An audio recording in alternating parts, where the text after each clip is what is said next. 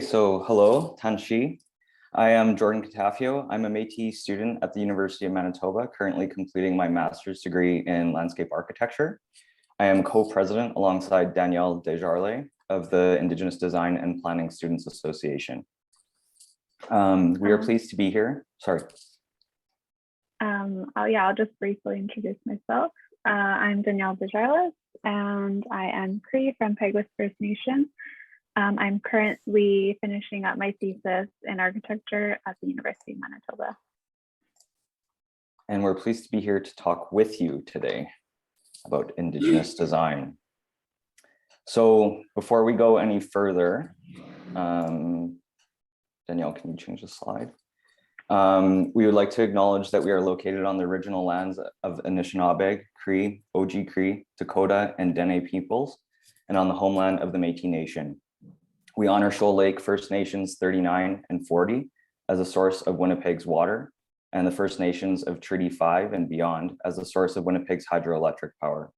We respect the treaties that were made on these territories, and we recognize the harms and mistakes of the past, and we dedicate ourselves to move forward in partnership with communities in reconciliation and collaboration. Slide, Danielle. Documented here are the University of Manitoba's Indigenous design principles. These are simply guides to our discussion, but do not universally apply to every given context, community, or person. Slide. Design responds to questions on how to address our way of life in our environments. Central to the success of these responses is a fundamental understanding of the local environment. As our fields of design increasingly consider the land, we must acknowledge. Sorry, did someone say something? Okay. As our fields of design increasingly consider the land, we must acknowledge its foundation as a holistic living being, and that this living being was formerly balanced through natural reciprocation between all species, inclusive of the Indigenous peoples residing with her.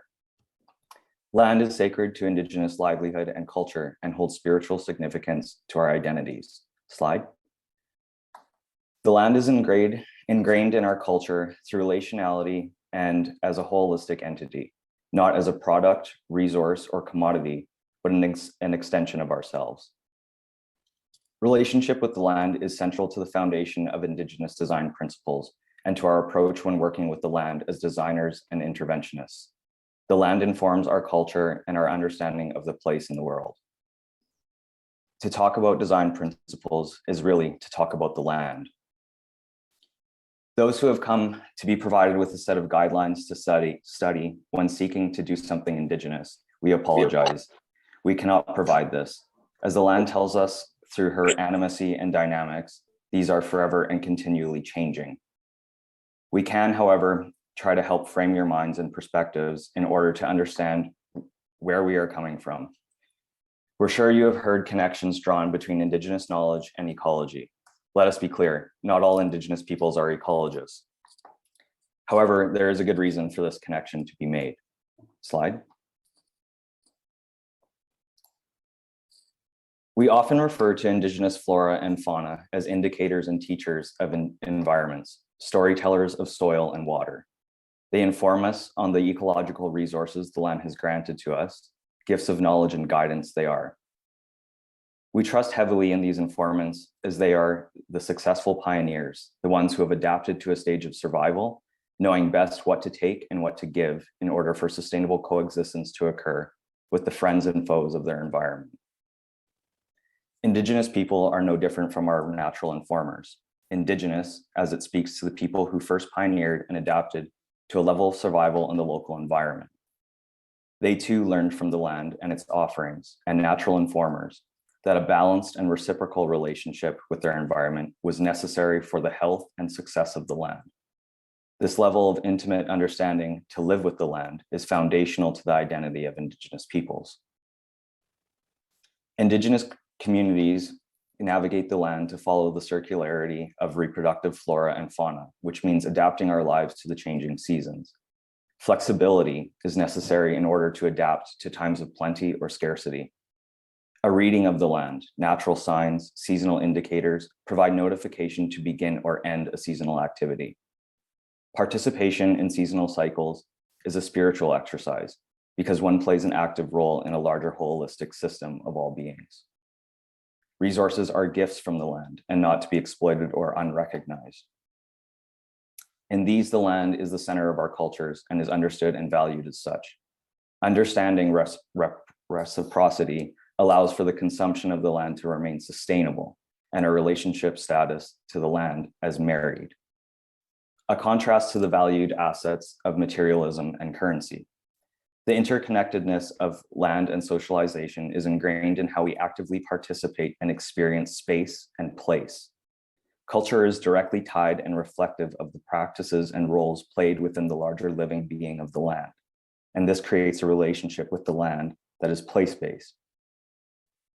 Land is the central medium where these experiences take place, lending itself to meaning and language, and therefore a sense of self and place in the world. Spatial narratives are experienced, as landscape is meant to be moved through and influenced by our own personal histories, allowing the land to have infinite authors. Slide. Your relationship with the land has most likely been determined by both representations and language that conceptualize the land as removed from the cultures of human-centeredness. Representation and language falls under the guise of objectified concepts as frames and borders, demarcating commodities and ownership, and to classifying hierarchies in order to assign value. Settler societies have typically understood the land as such, and labeling the land with such terms has devalued its cultural, societal, spiritual, and ecological richness. It has rendered the settler conception of the land as alienated and static, drastically contrasting to the Indigenous perspective of the land as dynamic and animate. Reconceptualizing the notion of land and your relationship to land affords an alternate relationship between human and non-human species. Land is a multidimensional living being that interacts and communicates with its participants through informing and offering services for health and well-being, inclusive of human beings, settler or Indigenous. Indigenous peoples have understood and embodied the reciprocal and inclusive socialization with the land for time immemorial. Participation with the land includes all of us. The type of participation depends on our relationship with the land. Is your relationship status complicated, engaged, or married? Design is based on representations of how you view your surrounding environments. It is the premise, the basis, which we depend on to manifest designed environments. In present day, Indigenous knowledge has been consulted, but rarely met with acceptance of equal value to the westernized representations and languages of worthiness, proof, or legitimacy. These relationships between Indigenous peoples and the land are exemplary of the quality of relationships that will be foundational to collaboration between Indigenous and non-Indigenous communities. A balance of the settler side at minimum will be required to foster these partnerships. Slide. Place names are based in memory and are then passed on through storytelling and subsequent knowledge sharing. Place names are pictorial, summarized versions of place, deliberately responding to the practices and navigation across the expansive land. Place names are not based on the locations of recognized and valued commodities, settlements, or delineated properties, but of the physical and human geography that carried with them embedded meanings of social and cultural importance. For example, the Métis understood the prairies to be wherever the bison roamed, implying a mobile and fluctuating space. No two Indigenous peoples have the same relationship to a specific place. What is sacred to Danielle may not be the same for me. In this regard, cultural appropriation, stereotyping of Indigenous sacred place, iconography, and symbols is of real concern. Place, not space, should be generated, where design is not simply placed in the context of the Western world, but is meaningful, culturally functional, where culture can be practiced, genuine in its quality, and not subject to imitation. Local communities and local land should be consulted with, rather than a widespread blanket of Indigenous design. Slide. Representing landscape as pictorial has also had a significant influence on the Western cultural construct. By embodying landscape with romanticized dressings, it has influenced the measuring and devaluation of the land. If land appears not as the pictorial representations Westerners are constantly exposed to, then the value of the land is tainted. Beth Seaton wrote, nature is also rendered distant in its aesthetic valuation and experience for consumer society. In large part, the nature that is sought out and valued by urban people is that which is physically removed from their everyday lives. The evaluative and aesthetic distinction of nature as a place apart corresponds to his designation of what type of nature deserves our care. Slide. Timothy Morton suggested that establishing bonds of intimacy and affiliations is the direction design must go. Although we know that Indigenous cultures have been doing this for time immemorial, Indigenous groups embedded these relationships to landscape within their cultures, sociality, and language, and were deemed uncivilized. Today, we revisit the informed and enlightened Indigenous perspectives of land in response to ecological emergencies and inclusivity. So I'd just like to ask, what is your relationship to the land? And leave you with that. Thank you, Jordan. And to kind of continue off of that, we found this document that describes all of this and summarizes all of what we talked about. And we took this document and put what we thought it should be and what it could be as a design process. So it's a cyclical and reciprocal process. And the best way I know how to talk about this process is to tell the story of a project I had in the past where there was important community involvement. So I was an undergraduate student during Sean Bailey's 2020 Architecture Design Studio beginning in November 2019. The studio worked with the community Ishkati Zagagan, which is Shoal Lake 39A, to develop a collaborative process for design and program for a culturally based recreational park. This project sought to improve the community's financial stability and to strengthen cultural awareness within the community and visitors.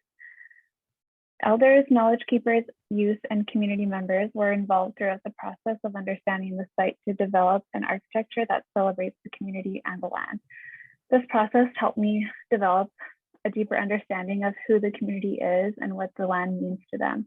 It helps guide my studio research in a way that is good for both me and the community. I felt a strong sense of reciprocity throughout and felt I learned a lot about the land, community, and also myself. It was truly a gift to work with them and to work in this way. My studio research focused largely on developing an understanding of the land and animals to establish a sense of reciprocity between land, animals, and humans. We visited the community multiple times to get to know the land more deeply. This learned balance and reciprocity then translated into architectural work. With this knowledge of land, animals, and community, my studio work moved into using traditional stories and methods to blend with new architectural technologies to encompass and celebrate the Shoal Lake 39A community. And part of this process included writing a story about what I imagined could happen on the land from spending time on the land. The land inspired a story about an Indigenous woman from an urban context, finding herself longing for the water and for the land. The studio is called Neebie Studio, which means water studio. It seeks to reveal the knowledge and stories behind the birchbark canoe. And this was inspired again from the land and learning about what's on the land. It's a space for taking the necessary time to harvest, build, learn, and share stories related to the water, the land's materials, and the birchbark canoe. The architecture of Neebie is meant to encourage visitors to learn how the land can be blended with architecture, to engage with the land, to remember the strengths of our ancestors, and to listen, learn, and to make. The process of making a birchbark canoe is intricate, time-consuming, and rooted in traditional knowledge. It consists of many layers: the wood frame, the birchbark wrapping of the frame, the sewing, the interior layers of bent wood, and the finishing materials. This element of layering can be seen within the architecture of this project. First, there's a structure consisting of the columns and floor joists. Then comes a layer of the floor and walls. Following are the beams just below the roof, and finally the curved roof and the joists within are layered with different heights.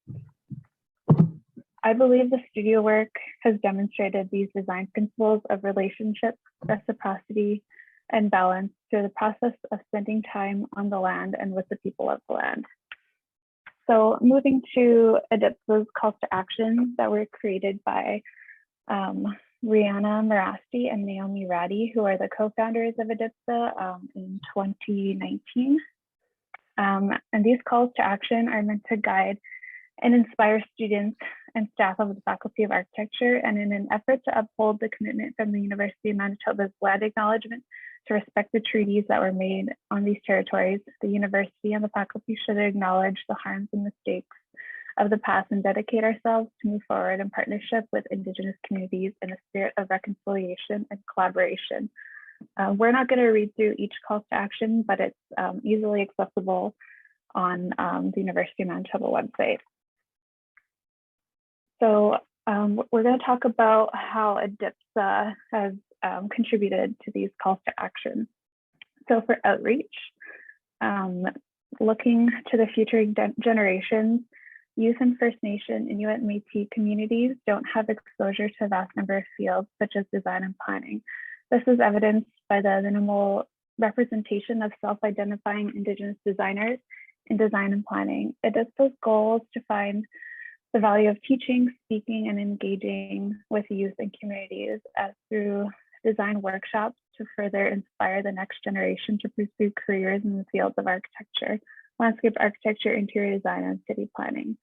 So these workshops are an extension of the Voices of the Land publication that we did in 2020. And that is also accessible online through the university website. This workshop was created to engage Indigenous youth in the basic principles of design and for them to be able to envision themselves and design solutions for the places they call home. We are beginning hosting workshops in April and May, and there's 4 workshops in total. The workshops will further this conversation through facilitating creativity, creating space for youth to flourish, who will have the opportunities to see themselves in the field. We have long had to live with the fact that public spaces are designed for us, but not by us or with us and our values, stories, and perspectives in mind. The workshops will focus on the fundamental principles of each of the 4 departments and their relation to Indigenous principles: architecture and construction, interiors and materials, landscape and environment, and planning and community. The workshops will further the conversation of Indigenous design through facilitating creativity, creating space for youth to express their identity and seeing themselves in the field of design and planning. And for Days of Awareness, ADIPSA designed and printed t-shirts for Orange Shirt Day to honor our lost languages. Several survivors have testified that in residential schools, they would be punished for speaking their own language. We felt it was important to create a space for these languages to be celebrated through our design.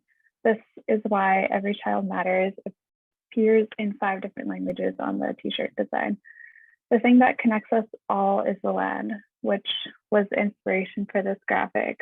And 100% of these proceeds were donated to the Turtle Island Lodge Center of Excellence in Indigenous Education and Wellness.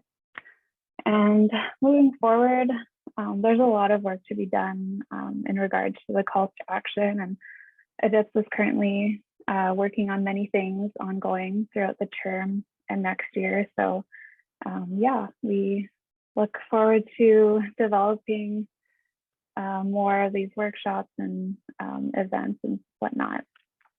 That's all I have to say.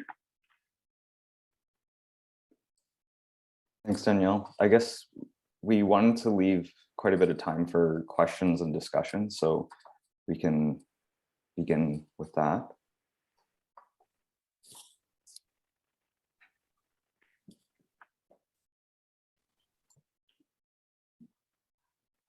Okay, so it's question time is what I'm hearing.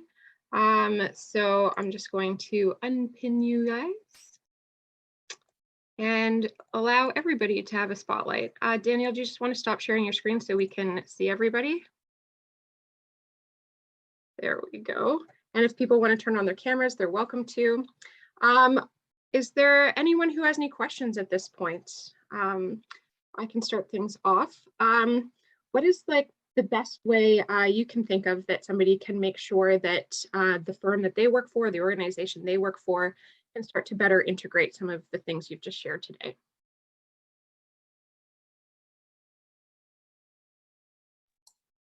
I think something really important that maybe a lot of firms don't have the means for, but is really slowing down a process. I know a lot of the projects are guided by budget and timeframes, but I think it should be a priority to slow down the work, really get to know, if you're working with an Indigenous community, really get to know the community, have meetings with elders and youth and community. And I think just really slowing down the process is important. And I know it's hard to do a lot of the times, but should be a priority, I feel. Yes. Somebody shared with me once that things move at the speed of trust. And I think that you've just articulated that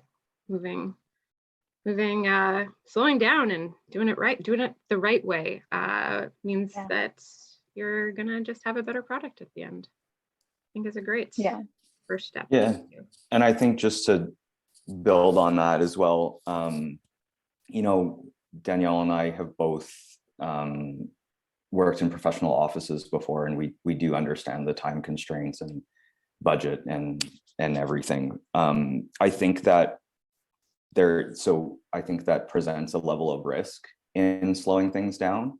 And I think that that's necessary in order to start integrating some of these Indigenous principles, and really, you know, going back to what we were talking about is redefining or reconceptualizing, you know, relationships with the land.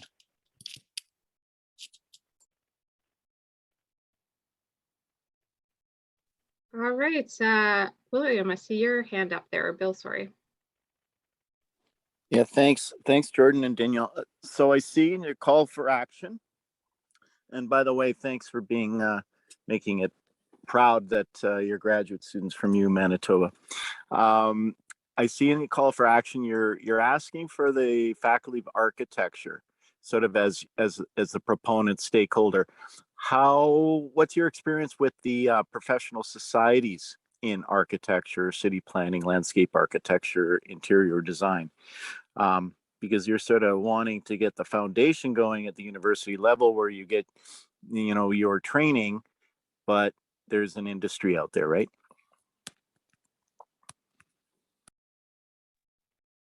Yeah, Adisto was created in 2019. So like you said, we're slowly working on laying the foundation, but we also do have representatives that like sit on RAIC. I'm not sure about the landscape side, but I know we have a rep communicating and being the liaison for us for the RAIC.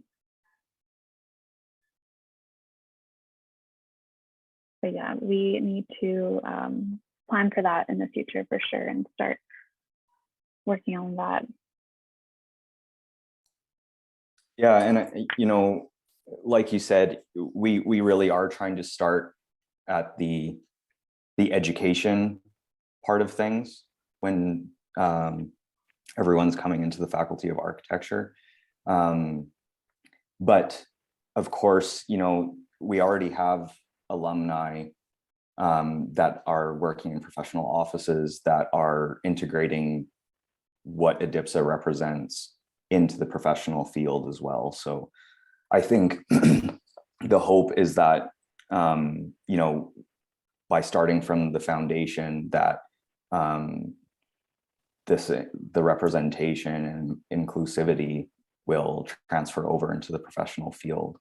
I'm not sure how, you know, from a student organization, we can necessarily be involved in the professional offices to change that from our standpoint, but yeah, we're trying to do it from the beginning. Mm-hmm. And I know the Indigenous task force within the RIC exists, and we have similar mandates. So I think in the future, some sort of continuation or collaboration can exist there as well.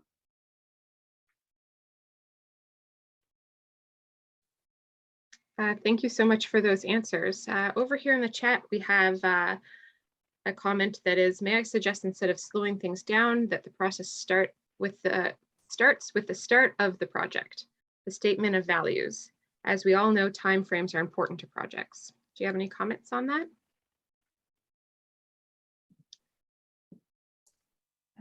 Yeah, I'm not completely sure I understand the comment. Are you able to expand on that or elaborate a little bit?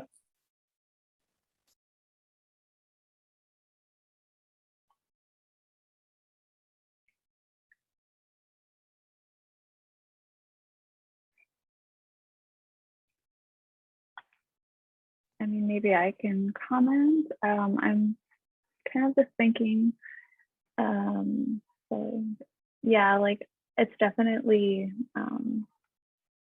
case-based, but I think the thing that takes time, like Laura said, is trust. And there's so many communities that have been burnt in the past, and I feel like that's what takes time. And yeah, I don't know if I have an answer, but I just think it's still important to slow things down where possible, and it should be yeah, like part of the process, part of the proposal, a part of every step of the process. And yeah, unless you want to expand on that, that's all I have to comment for that. I just see you unmuted. Did you want to say anything else there, Melvin? Yes, I did want to just state that, you know, I mean, I am working on some projects with these issues right now, but every project has a schedule and a start date and a completion date. So I just wanted to emphasize that these values be sort of incorporated into project statements at the beginning, because I understand that, sorry about that. I understand that, you know, trust and conversations have to happen, but it cannot be endless for project timelines, because things get built and construction schedules and budgets. And I think that's, we have to look at all of this in a very realistic manner. That was my thought.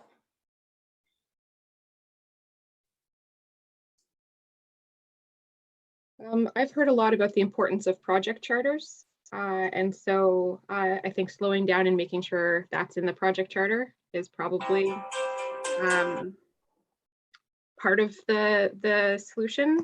But I do think that to just further the statement, making sure that trust is existing and that the check-ins are happening with the project. Like, I really loved what you had to say there, Danielle, about just returning time and again and learning from the land, and knowing that just like any relationship, you can't necessarily learn it all in the first encounter. So just to echo what you guys said about slowing down and just making sure that you build into the project plan. Maybe that's the balance. I don't know. Any other comments that anybody wants to make about that? Yes, I think that's what I was trying to say was it needs to be built in, and it needs to be, you know, conversations will happen forever on these matters, but I'm sorry about that. But we do need to recognize that it, you know, for each individual project, we have to have a start and stop date. That's all I was trying to say. Mm-hmm. Can I just add a little bit to that? Danielle, I really appreciate your comment on that. And thanks to you and Jordan for the presentation. Absolutely, we have learned that the slowing the process down was critical. You could even say it sped up the process in the end because the process was done correctly. And it really resulted in a better product. And it was a learning experience for me. I do remember in our campus planning process that we did take a step back and realized that we were missing some key engagement steps. Sorry about that. And we did. We we paused, we reset, we replanned the project to really include time for meaningful engagement, and it made all the difference. It really was the far better way to go. And now that we know from that experience, we build that into the schedule from the beginning to ensure that we have adequate engagement time. And it's not by accident that the first principle is begin by building relationships, because that's the foundation of it all. So yeah, thank you. Thank you. Okay, moving on to Mike. Do you want to unmute yourself and share your question? Yeah, thanks. I understand that ecosystem services are a somewhat westernized way of understanding what nature does for us, but would I be entirely wrong in thinking that Indigenous peoples and some Indigenous people understand it in perhaps a slightly different way? Is it perhaps tempered by an ethic of attempting to achieve sufficiency rather than just maximizing X factor or output for the sake of it?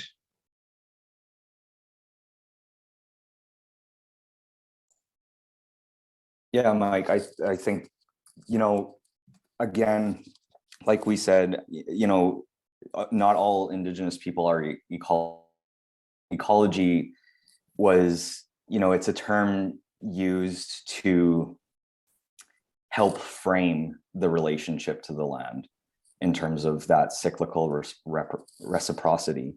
But, even now we know that certain ecologies that, certain ecologies that were established or native to an area are no longer intact or have changed quite a bit.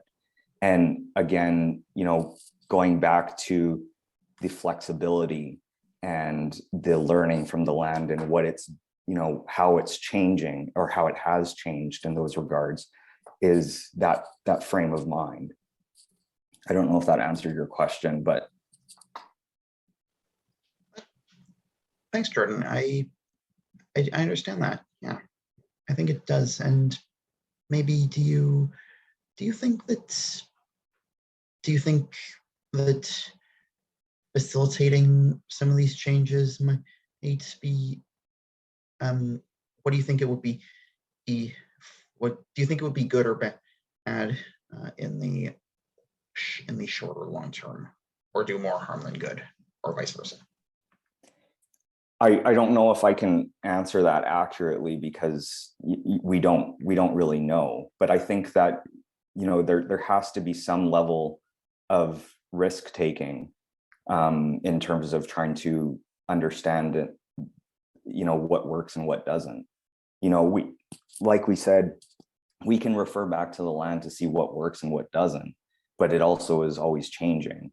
And if we're talking about something like native species versus foreign species or established species, sometimes those things do work better now in some cases just because of the difference in the ecologies, because of the temperature changes and the weather patterns. So I think again, there needs to be some level of experimentation and some level of risk in not just being confined to the status quo of how we look at our environments.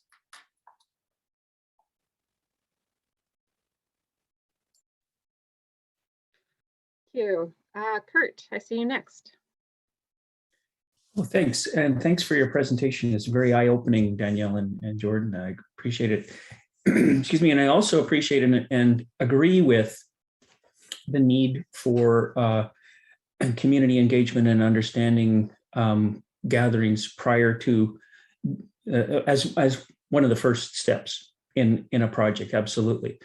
But having had an experience, I've experienced been engaged in some projects in northern Manitoba and Northlands and Seasidene and Barrenland, that a step that I didn't take in a sustainability project in Northlands was seeing if I could find any studies and engagements and whatnot that may have happened prior. Because I remember we were in a community gathering, and one elder stood up and said, why don't you guys are always studying these things, why don't you just do it? And so I took that as like, sometimes there are studies that have taken place, and it's not easy to find these reports or records of these previous engagements, but it's almost a matter of respect for the time of the members of the community to take the time to see if you can find what was done before, and not assume that nothing's been done before and that you're the first one in contact with them, and this is the first project they've ever been engaged in. So that's just a recommendation to practitioners out there, is because a question was, how do we go about doing this? And I was just to learn from experience to do a little bit of due diligence to see if there's anything that's happened, see if you could learn from the steps that might have taken place before assuming that nothing has. So that's just my comment.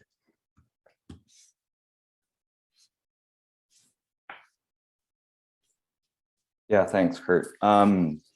Just to kind of respond to that, I think, there sometimes, the process of action versus like getting things done versus, consistently studying or trying to figure out what is the right thing to do is part of, a level of comfort also in terms of engaging in some of these communities.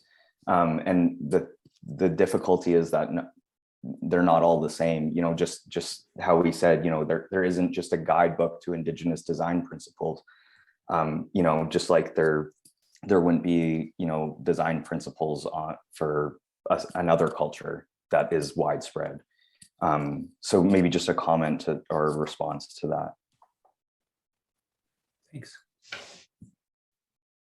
I really appreciated what you guys shared about how land does not have the same relationship for all Indigenous groups. I think too often settler society has homogenized Indigenous experiences and just made us think that, oh, well, I talked to this one person, so it must carry over. So I really appreciated that being articulated for everybody. Just over here in the chat, we have thanks for creating this great call to action. Paradigm shift of thinking from projects to relationships, people and the land equals community, rather than just built structure is key. So I just wanted to lift that up for people who weren't monitoring the chat. Is there any other comments that, oh, I see Dudley here. Here we go. It's your turn to ask a question. Yeah, thanks very much for talking with us this afternoon. I think one of the things that I ran Prairie Architects for many, many years. And over the time, at one point we had 4 Indigenous architects or students working with us. And I think one of the things that I learned that was very helpful was just the simple act of listening. And I think we don't do that very much as a profession. And I can remember sitting in circle at 2 different schools. We did a school in Tutuli Lake and we did another school in Mishkikugamang in Northwest Ontario. And I remember the one well, both of them actually were in the language of the people. And we sat there for 6 to 8 hours, I remember, in a couple of sessions, listening to elders, listening to people talk. Just having an open dialogue and just being there, not trying to say anything or present anything, but listening to the wisdom of the elders and of many of the people. And there's a great story in the Mish situation where we did a collective design process after hearing.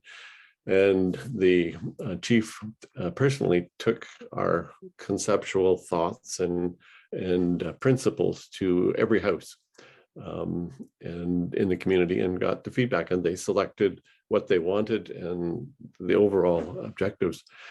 And then we went to Indian Affairs to present this, and they didn't like it. And the chief basically said to them, listen, you have to come and explain this to my people, because this is what we have selected. And I just sat there as an architect. I didn't have to say anything. I didn't have to present anything. It wasn't my solution. It was their solution.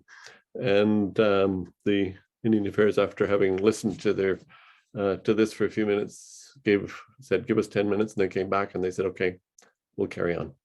And to me, that was a really valuable understanding about how the empowerment of not just Indigenous people, but in this case it was so important, because it enabled decisions to be made that were made by the community, and they had been given the power to be able to do that. And they spoke through the land as their ancestor and not as a commodity the way we Western speak about it. So thank you very much for raising that. And I think it's important that the profession listens more and more and takes into account a whole different perception of reality. And I think that perception is what's going to help us extract the Western world from this mess we've made of our environment. And I think we all need to listen. Thanks.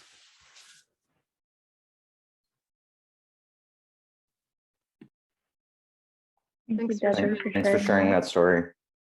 Yeah. The Zoom moment where everybody pauses for everyone else to speak and then unpauses at the same time, unmutes, I guess I should say. Sorry, did you folks want to offer any other comments to any of that?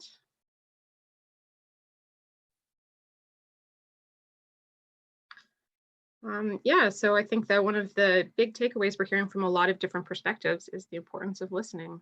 Who would have thought that some of those preschool teachings were just still applicable as adults? Okay, I just want to give pause for anybody who is looking for their courage to voice their question, and then offer Danielle and Jordan the opportunity for any final thoughts that they wish to convey, to reiterate, as we do have some people, we have a bunch of people who are listening. Maybe I'll just say I really like Dudley's story shared. And I think that that process should be how we approached a lot of Indigenous projects, and just like really listening and slowing it down. So thank you.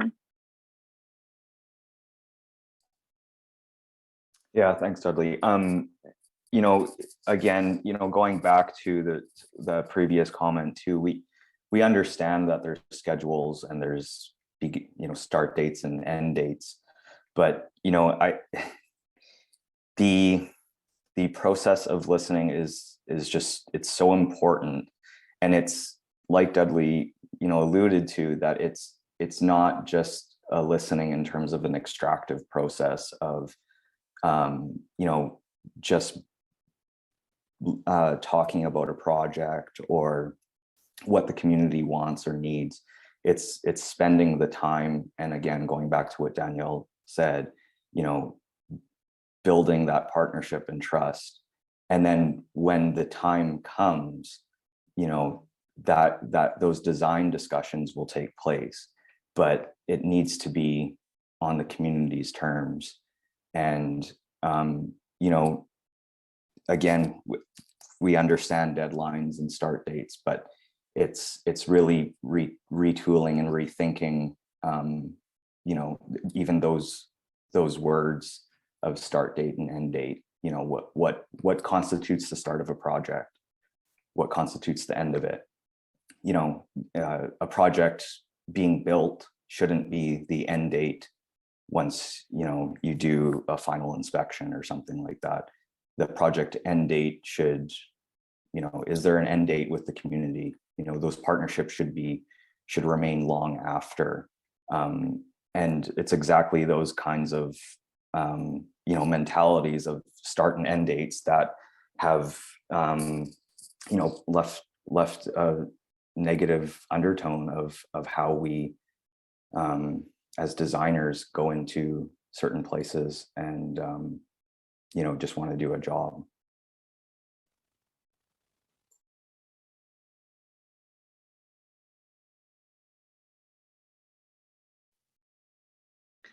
Thank you. Danielle, you shared your final thoughts first, sorry. All right, so if there's no other comments or questions, that's wonderful. Thank you so much for taking your time here today. Let us all be reminded that relationships are key, and forming of relationships is based in listening. That's some of my takeaways today. Does anybody else want to voice some of their main takeaways before we close off for sure, just as an extra reminder, you know, as they say, repetition helps us remember. Flexibility, presentations and discussion, very helpful. All right. Okay, well, thanks everybody. Again, we have our next event is happening in March, every Thursday in March, starting on the 10th of March. So from 1:30 to 4:30, we'll be doing our Building Resilience gathering. So again, I'm just going to drop the link in the old chat ski. And so if you want to check out all of the topics that are going to be there, that's great. Yes, we do have a YouTube. So if you follow us on YouTube, you can check out this recording. Hopefully it'll get up soon. Also, there's all kinds of other great recordings of our building tours, of last year's gathering, as well as all of our other lunch and learns, following us on the various social medias. Jordan or Danielle, do you want to shout out your Instagram handle? Yeah, Danielle, do you want to put it in the chat? That's probably easiest for people. Yeah, just let me grab it quickly. Anyways, thank you everyone for, taking the time to make any sort of fuss about, what we have to say, and we appreciate the time that you've devoted to listening to us.